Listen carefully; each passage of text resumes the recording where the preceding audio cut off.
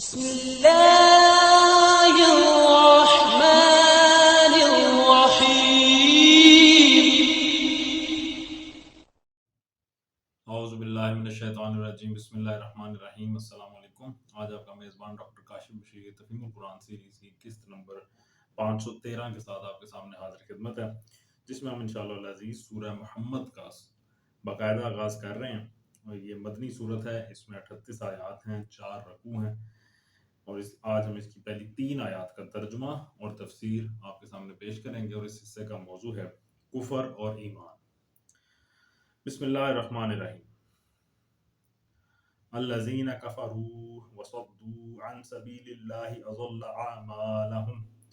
جن لوگوں نے کفر کیا اور اللہ کے راستے سے روکا، اللہ نے ان کے اعمال کو رائے گاں کر دیا. جن لوگوں نے کفر کیا یعنی اس تعلیم و ہدایت کو ماننے سے انکار کر دیا جسے محمد صلی اللہ علیہ وآلہ وسلم پیش فرما رہے تھے، اور اللہ کے راستے سے روکا. تفسیر میں آیا اصل میں صدوا عن سبیل اللہ کے الفاظ ارشاد ہوئے ہیں. صد عربی زبان میں لازم اور متعدی دونوں طرح استعمال ہوتا ہے، اس لیے ان الفاظ کا مطلب یہ بھی ہے کہ وہ خود اللہ کے راستے پر آنے سے باز رہے، اور یہ بھی کہ انہوں نے دوسروں کو اس راہ پر آنے سے روکا. دوسروں کو خدا کی راہ سے روکنے کی بہت سی صورتیں ہیں. اس کی ایک صورت یہ ہے کہ آدمی زبردستی کسی کو ایمان لانے سے روک دے. دوسری صورت یہ کہ وہ ایمان لانے والوں پر ایسا ظلم و ستم ڈھائے کہ ان کے لیے ایمان پر قائم رہنا اور دوسروں کے لیے ایسے خوفناک حالات میں ایمان لانا مشکل ہو جائے. تیسری صورت یہ کہ وہ مختلف طریقوں سے دین اور اہل دین کے خلاف لوگوں کو ورگلائے اور ایسے وسوسے دلوں میں ڈالے جس سے لوگ اس دین سے بدگمان ہو جائیں. اس کے علاوہ ہر کافر اس معنی میں خدا کی راہ سے روکنے والا ہے کہ وہ اپنی اولاد کو کفر کے طریقے پر پرورش کرتا ہے اور پھر اس کی آئندہ نسل کے لیے دین آبائی کو چھوڑ کر اسلام قبول کرنا مشکل ہو جاتا ہے. اسی طرح ہر کافر معاشرہ خدا کے راستے میں ایک سنگ گراں ہے، کیونکہ وہ اپنی تعلیم و تربیت سے، اپنے اجتماعی نظام اور رسم و رواج سے اور اپنے تعصبات سے دین حق کے پھیلنے میں شدید رکاوٹیں ڈالتا ہے. آیت کے آخر میں اللہ نے ان کے اعمال کو رائے گاں کر دیا. تفسیر میں آتا ہے اصل الفاظ ہیں اضل اعمالہم، ان کے اعمال کو بھٹکا دیا، گمراہ کر دیا، ضائع کر دیا. یہ الفاظ بڑے وسیع مفہوم کے حامل ہیں. ان کا ایک مطلب یہ ہے کہ اللہ تعالیٰ نے ان سے یہ توفیق سلب کر لی کہ ان کی کوششیں اور محنتیں صحیح راستے میں صرف ہوں. اب وہ جو کچھ بھی کریں گے غلط مقاصد کے لیے غلط طریقوں ہی سے کریں گے، اور ان کی تمام سعی و جہد ہدایت کے بجائے ضلالت ہی کی راہ میں صرف ہوگی. دوسرا مطلب یہ ہے کہ جو کام اپنے نزدیک وہ خیر کے کام سمجھ کر کرتے رہے ہیں، مثلا خانہ کعبہ کی نگہبانی، حاجیوں کی خدمت، مہمانوں کی ضیافت، رشتہ داروں کے ساتھ صلہ رحمی اور ایسے ہی دوسرے کام جنہیں عرب میں مذہبی خدمات اور مکارم اخلاق میں شمار کیا جاتا تھا، اللہ تعالیٰ نے ان سب کو ضائع کر دیا. ان کا کوئی اجر و ثواب ان کو نہیں ملے گا، کیونکہ جب وہ اللہ کی توحید اور صرف اسی کی عبادت کا طریقہ اختیار کرنے سے انکار کرتے ہیں اور دوسروں کو بھی اس راہ پر آنے سے روکتے ہیں، تو ان کا کوئی عمل بھی اللہ کے ہاں مقبول نہیں ہو سکتا.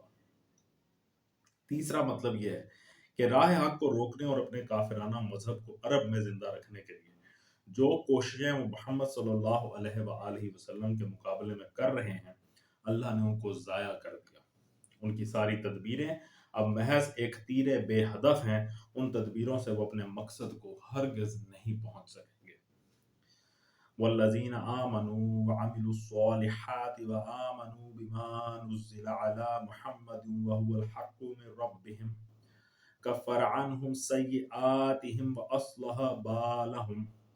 ترجمہ اور جو لوگ ایمان لائے اور جنہوں نے نیک عمل کیے اور اس چیز کو مان لیا جو محمد صلی اللہ علیہ وآلہ وسلم پر نازل ہوئی ہے، اور ہے وہ سراسر حق ان کے رب کی طرف سے، اللہ نے ان کی برائیاں ان سے دور کر دیں اور ان کا حال درست کر دیا.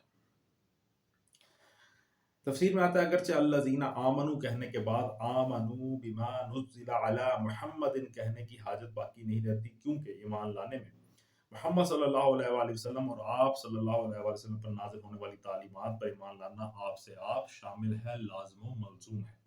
لیکن اس کا الگ ذکر خاص طور پر یہ جتانے کے لیے کیا گیا ہے کہ محمد صلی اللہ علیہ وآلہ وسلم کے مبعوث ہو جانے کے بعد کسی شخص کا خدا اور آخرت اور پچھلے رسولوں اور پچھلی کتابوں کو ماننا بھی اس وقت تک نافع نہیں ہے جب تک کہ وہ آپ صلی اللہ علیہ وآلہ وسلم کو اور آپ کی لائی ہوئی تعلیمات کو نہ مان لے۔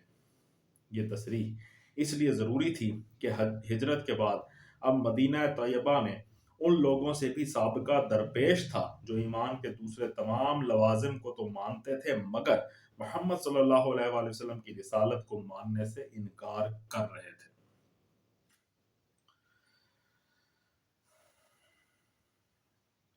اس کے بعد آیت میں آیا کہ اللہ نے ان کی برائیاں ان سے دور کر دی۔ تفسیر میں آتا ہے اس کے دو مطلب ہیں۔ ایک یہ کہ جاہلیت کے زمانے میں جو گناہ ان سے سرزد ہوئے، یعنی جنہوں نے اسلام قبول کر لیا، وہ جب جاہلیت کے زمانے میں کافر تھے، اس وقت جو گناہ ان سے سرزد ہوئے تھے، اللہ تعالیٰ نے وہ سب ان کے حساب سے ساقط کر دیے، منفی کر دیے۔ اب ان گناہوں پر کوئی باز پرس ان سے نہیں ہوگی۔ دوسرا مطلب یہ ہے کہ عقائد اور خیالات اور اخلاق اور اعمال کی جن خرابیوں میں وہ مبتلا تھے، اللہ تعالیٰ نے وہ بھی ان سے دور کر دیں۔ ان کے ذہن بدل گئے، ان کے عقائد اور خیالات بدل گئے، ان کی عادتیں اور خصلتیں بدل گئیں، ان کی سیرتیں اور ان کے کردار بدل گئے۔ اب ان کے اندر جاہلیت کی جگہ ایمان ہے اور بد کرداریوں کی جگہ عمل صالح۔ آیت کے آخر میں اور ان کا حال درست کر دیا۔ تفسیر میں آتا ہے اس کے بھی دو مطلب ہیں۔ ایک یہ کہ پچھلی حالت کو بدل کر آئندہ کے لیے اللہ نے ان کو صحیح راستے پر ڈال دیا اور ان کی زندگیاں سنوار دیں، اور دوسرا مطلب یہ کہ جس کمزوری و بے بسی اور مظلومی کی حالت میں وہ اب تک مبتلا تھے، اللہ تعالیٰ نے ان کو اس سے نکال دیا ہے۔